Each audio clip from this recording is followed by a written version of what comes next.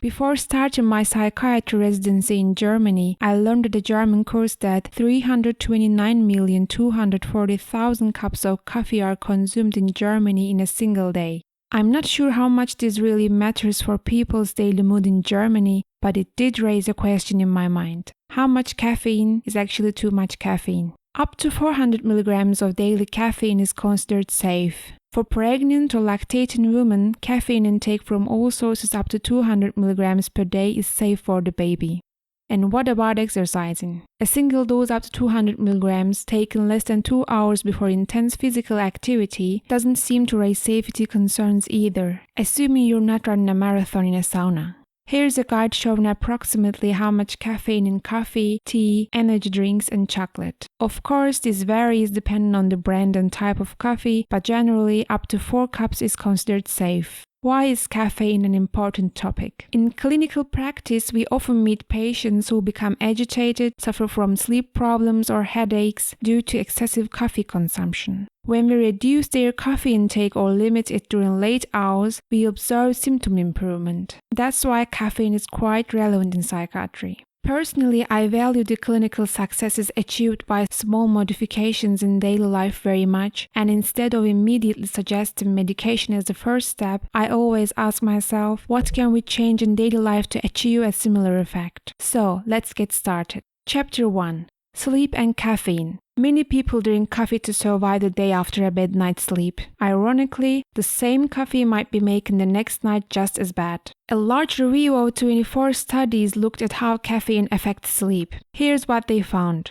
Drinking caffeine before bed reduces your total sleep time by around 45 minutes. It also makes it harder to fall asleep. On average, you'll need 9 extra minutes. And once you're asleep, you're more likely to wake up during the night, about 12 more minutes of interrupted sleep. The amount of light sleep increases slightly, while the deep sleep, which is the most restorative, decreases. Even one standard cup can do this, especially if consumed late in the day. So, when should you stop drinking caffeine? Coffee at least 8.8 hours before bedtime. Pre-workout drinks at least 13.2 hours before bed. In short, if you want better sleep, caffeine needs a cutoff time, ideally in the early afternoon. Chapter 2. Caffeine versus adenosine. The real battle in your brain. Caffeine works by binding to adenosine receptors in your brain.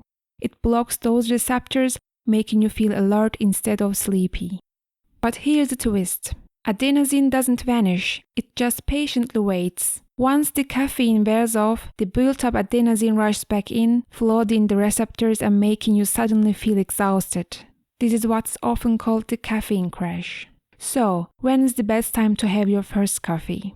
Not immediately after waking up. Experts suggest waiting about 1 hour. Here's why. During that first hour, 2 important things happen. 1. Cortisol, your body's natural wake-up hormone, peaks after waking. Drinking caffeine then makes its effects overlap and reduces efficiency. 2. Adenosine levels are still clearing out. If you give your brain time to flush out the leftover adenosine naturally, then drink coffee, you're not just covering up drowsiness, you're working with your biology.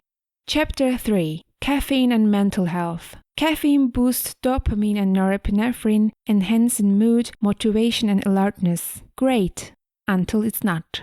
High doses of caffeine, especially above 400 milligrams per day, have been linked to anxiety, restlessness, irritability, and even panic attacks. In fact, in psychiatry, there is even a term for this: caffeine-induced anxiety disorder. Some people also report insomnia, racing thoughts, or worsening of depressive symptoms when they overuse caffeine, particularly if they are already vulnerable due to other psychiatric conditions. It can cause even psychosis-like symptoms such as delusions and hallucinations. For patients with schizophrenia or bipolar disorder, high caffeine intake can worsen symptoms. That's why in psychiatry we often ask patients about caffeine habits. So, should you quit caffeine?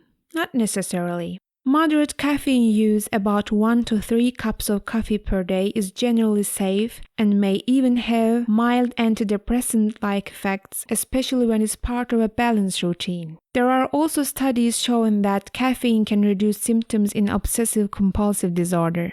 But if you're already dealing with anxiety, insomnia, or mood swings, it's worth keeping an eye on how caffeine affects you. I personally recommend 1 cup of coffee a day, and that's all I drink myself. But hey, who am I to say? Chapter 4. Am I addicted to caffeine? Caffeine addiction isn't just about how much you drink, it's about loss of control. Here are 3 red flags. You tried to cut back but failed.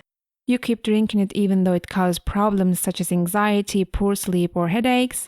You get withdrawal symptoms when you stop, like headaches, brain fog, fatigue, nausea, mood swings, feeling antisocial or off. Are you still unsure? Ask yourself, have I really tried to quit? Does caffeine sometimes make things worse? Could I survive a Monday morning without it? Don't forget, addiction isn't just about how much you drink. It's about how much it's taken from you. Chapter 5. Why my 3rd cup doesn't work anymore. Let's talk about tolerance.